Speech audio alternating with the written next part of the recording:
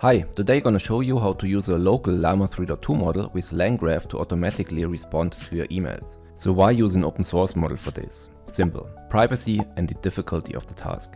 You likely don't want OpenAI or other third-party providers know the content of your private emails. Also, writing an email is a rather straightforward task, perfectly suited for a lightweight local model like Llama 3.2. A little warning, this is not a beginner's video. You should know the basics of LangGraph before you watch this. To be able to follow me, you should know at least the basics of LangGraph like state, nodes and edges. If you don't know this, but you want to understand 100% in this video, please watch my introduction to LangGraph first. So first I'm gonna show you how to install Llama 3.2 with Ollama, then how to set up a Gmail client, which you can skip if you're only interested in the workflow, and then I'm gonna show you how to build an email agent with LangGraph and Ollama. But before we dive into the setup, here first a little demo. Okay, so here we've got an agent that runs every 15 seconds and checks for new emails. If we've got a new email, it will identify the email and then answer. As you can see, I'm now in my email client and write the email, "Hi Markus, do you want to join today? Film Joker 2 starts at 8 p.m. So I'm gonna click send, and on my Gmail account, this will be received and the code will then automatically identify that we sent an email. So I click on send. Now we have to wait for a few seconds. Now we can see the email is classified and we send a response. So that's the response to this email. And that's the response from the agent. As you can see, it writes "Dear Max." So because I wrote best Max, it uses that name and answers accordingly as we want. Before I'm gonna show you how you can do that yourself, we first have a look at the graph implementation. So that's the graph representation that we use for our agent. So first we've got our start node and then we check for new emails. If we don't have a new email, we do nothing. Go to our end node. If we've got a new email, then we will classify the email, because if that's let's say advertisement email, we of course don't want to write a response. So we classify the email if it's from a real person, and if it's not from a real person, you're just gonna flag it as already responded and go to the end node again. If it's, let's say, an email from a friend, then the LLM will write a response and then we will send the response to the person who sent us that email. And again, we will flag the email since we don't want to write the email to that person multiple times. For using Llama, we will use Ollama, since Ollama provides a standardized interface for multiple models like Llama, Mistral or Llama.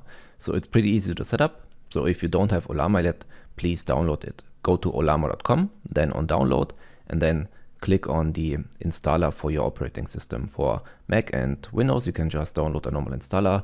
For Linux, you have to run a command in your command line. After downloading and installing Ollama, you should have a CLI set up on your system. So please open a terminal and then run Ollama -- version.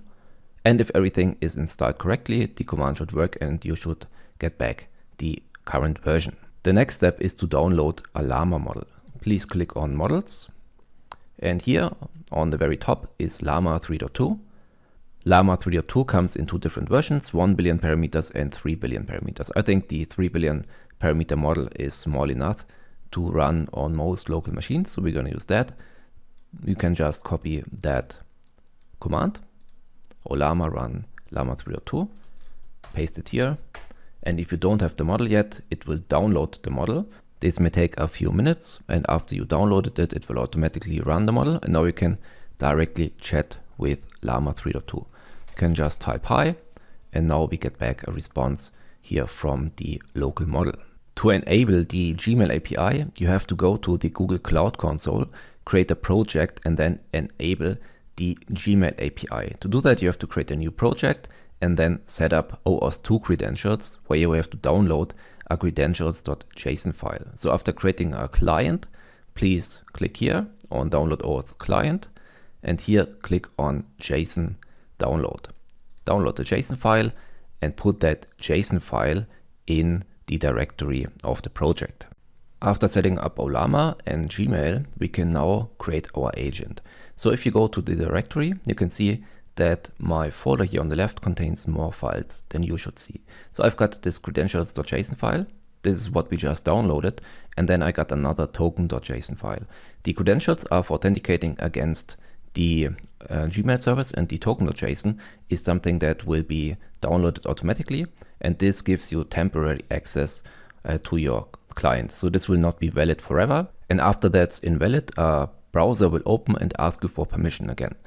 Okay, so maybe I'm gonna just delete it, so we get a new token, and now we're gonna create our agent. So first we have to install the packages. For this it makes sense to create a new virtual environment like this, python -m, and then venv, and then the name of the folder of your virtual environment. I already created that, so you can do that if you want the same setup like me. Then we've got our requirements.txt, just install that with pip install -r requirements.txt, and after installing that packages we can now go through the code. So we're gonna use the Google Auth client, we're gonna use LangChain Ollama for our local model, then we're gonna use LangChain Core for prompting and our parsers, and we're also gonna use Pydantic and LangGraph. Okay, so let's run this code. And now we're gonna have in each new cell part of the functionality of our agent. So the first one is get credentials. So as you can see, that's the token part, token.json, and if we don't have it, then we will get that token from our client, and if we don't have it, then we will re-authenticate again and save the token then on our file. We will call the method and use that credentials object to then set up our Gmail service. We will use the build method here from the Google API client and create our service. So the service is Gmail in version 1, and here we pass the credentials. So let's run that code. Since we don't have a token yet, the browser wants to authenticate me. I'm gonna choose my Gmail account, and then we have to give access to that email. And here we have to select everything. So that's the project. For me, it's YT API test. Click on continue, and now the authentication workflow is done. And here is our token.json. So now we can authenticate against the Gmail account. Then we need also a send email function. So this function sends an email using the Gmail API by constructing a MIME multipart object. So MIME stands for multipart internet mail extension, and it encodes it and then sends it at the end. So we're gonna create that function. The next is get email body, and this decodes and extracts the plain text or HTML from the email's payload. Next function is get or create label, and this is for retrieving an existing Gmail label or creating a new one if it doesn't exist. So we use that to label an email as already processed. Okay, so now that was our Gmail related part of the code. We're now gonna create our agent. So an agent consists of so-called state. So that's the information or data that is passed from one node to another. And our agent state consists of 5 keys. Initialized, which is true or false. So the first time we run the agent, we just want to read the last 10 emails, and we don't want to answer to each of them. So we just gonna read that and save it in memory. And in the second run, we're gonna do that again and check if we've got one new email or not. So that's just for initializing the agent. Then we identify a new email that consists of some other keys too. Then we've got the email classification. Email classification is always yes or no. So technically it's also a Boolean, but the classification works better with a string, in my opinion at least. Then we've got the LLM output. That's the email response created by the LLM, and we will use that to send that to a user. Then we've got processed email IDs. That's a list of strings. So each email in each email client has got a specific ID. So we're gonna save that information after reading the last 10 emails. So we save the IDs to check if we've got new IDs or not. Okay, so let's create our state, and then we're gonna create the functions which will be used in our agent nodes. So the first one is check for new emails. So what's happening here? Here we check for new unprocessed emails, for the last 10 to be exact, in the inbox and update the state. So we're gonna save the processed email IDs here in the state, and then we do that again and always check the processed email IDs later. So this is done here. We create a set of our processed email IDs and check how many emails are in that ID that have not been processed yet. And then we know which email we have to process. We extract the IDs, and then we update the state by setting new email to our latest email. Okay, so let's use that. And the next one is classify email. We will use an LLM to classify the email. So we're gonna use that in combination with structured output. In structured output, we make use of a pedantic-based model where we provide a single attribute, which is called score. And in the description, we provide the description for the LLM, how it should be classified. So is that email normal, or does it sound like it's from a person? If yes, then we want to classify it as yes, otherwise as no. And then we're gonna try to get our new email. And if we don't have a new email, then we'll classify no new email. This should technically not happen. And if we've got a new email, then we will extract the payload, the headers, the subject, sender, and the complete body, pass that to the LLM here as email content. And then the Ollama model will classify that as relevant or not by creating an output, yes or no. And then we will update the state again. So email classification is now the score attribute, which is yes or no. And we're gonna use that to route to the next node. So the next function here is new email router, but I think it makes technically more sense to first discuss the classification router. So here we set the score to yes or no, and we use that result. We get it here from the state again. And if the classification is yes, we will return a string called generate response. And otherwise, we just want to flag the email and we won't process it with the LLM and create a response. Okay, let's do that. And we've got another router function. And this is just for identifying if we've got a new email. So first we want to check if the state is initialized or not. So if that's true or false, and if it's false, we just return end, and we want to route to the end node. If we've got a new email, then we want to classify the email, and otherwise we also want to route to the end node. So that will be none if we don't have a new email. So let's also run that.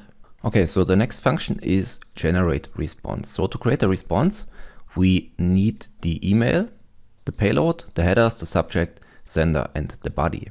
So everything that we also need for the classification. But this time we don't use a classifier, so we also don't use a pedantic model for that. We just use chat Ollama and our prompt, which is this. So that's the prompt with a system prompt. You are an assistant that generates email replies, respond polite, and in English. So that's the system message, and for the human message, we provide the email content. Okay, so that's it.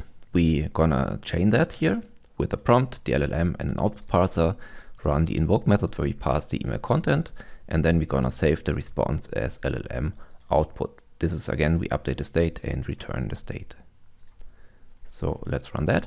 And then we've got send email response. So technically it's a helper function for working with Gmail, but of course we're gonna use the LLM output. So I think it makes sense to discuss it here. So what we're gonna do is that we again extract payload, header, sender, and subject. And now we're gonna take the LLM output from the state. And this is what we're gonna send back to the user. So we use the send email function, use our service, use the sender, and here we pass in this array, and we pass the subject and also the message text. This is what we're gonna send back to the user. So since this is also running in a node, we again have to return the complete state. Okay, next step is to flag an email. So after classifying and sending an email, we want to flag an email as processed. So this is what we're gonna do here. If we've got classification, if the classification is no, then we want a label name called flag no. If the classification is yes, then we want to flag it as yes. So we know that was processed by the LLM, otherwise it was not processed by the LLM, but was classified. So this is all done here with that flag. And then we're gonna use that flag and update the email. So we're gonna use the service. Again, we're gonna then use the modify method here, and we modify that last email. And the most important step is happening here. We gonna extract the email ID, and we use that email ID to append to the state, and we append that email ID to the processed email ID state. So we don't gonna process that email again. Okay, now we've got every function and every router function that we need for creating our agent. So what we're gonna do is that we use the state graph where we pass in the agent state to create a new workflow. We then have to add nodes. So we're gonna use the name of the node and the actual function that is running, getting the state and updating the state. So this is all done here. We create check emails, classify email, generate response, send response, and flag the email. And then we need our conditional edges. So we've got our router functions. From the node check emails, we want to route differently, either to classify or to the end node. So we use the new email router. If we don't have a new email, then we're gonna route to the end route, and otherwise we're gonna route to the classify email node. For the classify email node, then we've got our normal edges. So from generate response, we always want to send a response. From send response, we always want to flag the email that we don't process it again. And from flag email, we just want to continue with the end node. Our entry point for the application is check email. So that's always the first step. And then what we're also going to do is that we use a check pointer. So this saves the state over multiple iterations. Otherwise, the latest 10 emails would always be identified as new and we would never process an email. So now let's create our app.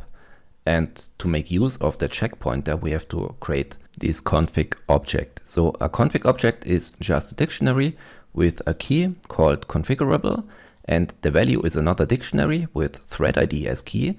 And here we have to pass in a unique value. That's for preserving the state. If we pass in a 2, let's say, then we would have another state for another iteration.